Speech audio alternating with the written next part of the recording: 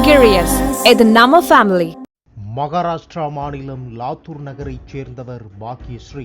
தற்போது 22 வயதான இவர் புனேவில் ஒரு கல்லூரியில் என்ஜினியரிங் படித்துக் கொண்டிருந்தார். இந்த நிலையில் கடந்த மாதம் 29ஆம் தேதி முதல் மாணவி பாக்யஸ்ரீ காணாமல் போய்விட்டார்.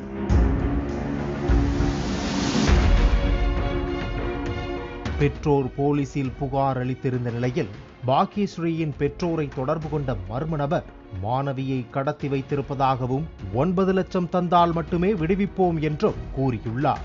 பெற்றோர் இந்த தகவலை போலீசாரிடத்தில் தெரிவித்துள்ளனர்.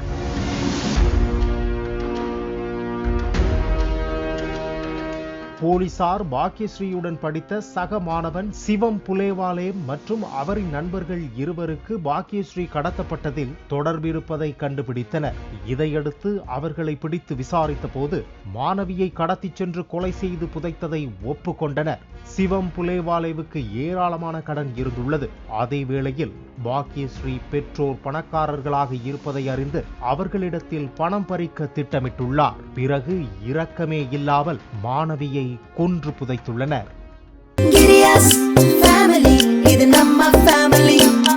அன்புள்ள Girius, இது நம்ம ஃபேமிலி.